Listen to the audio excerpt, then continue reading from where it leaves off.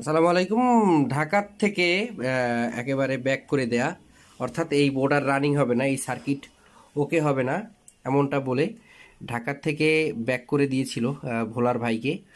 তো এটা হচ্ছে ওভারলক মেশিনের একটি সার্কিট।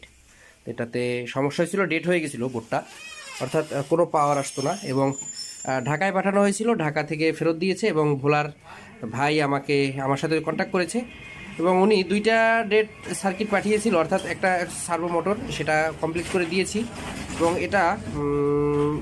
এটা সমাধান করার পরে, মানে এটা অর্থাৎ এটা সমাধান করেছিলাম।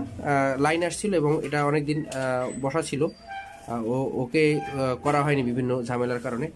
তো আলহামদুলিল্লাহ এখন ওকে করা হয়েছে। ঢাকা থেকে এটি একেবারে ওকে হবে না অচল বলে এটি পাঠিয়ে দিয়েছিল এবং সেই যে সার্কিটটি সেটি ওকে করেছি আলহামদুলিল্লাহ। এটা ওভারলকের সার্কিট এবং কমপ্লিট হয়েছে আলহামদুলিল্লাহ। এখন চালিয়ে দেখাচ্ছি আপনাদের। তো দেখতে পাচ্ছেন একেবারে রানিং আছে। হ্যাঁ, অর্থাৎ মেশিন চলতেছে এখন আলহামদুলিল্লাহ, ওকে হয়েছে। হ্যাঁ, এখন কমপ্লিট হয়েছে। তো এভাবেই আর কি আমি সার্কিটে কাজ করি, কারণ আমার সকল পার্ট চায়না থেকে আনা, যার কারণে আমার কাজের সিস্টেমটা একটু ভিন্ন হয় এবং আলহামদুলিল্লাহ আপনারা যারা আমার ভিডিও দেখছেন, আপনাদের সার্কিটের সমস্যা হলে আমার সাথে ফ্রেন্ডলি কথা বলতে পারেন।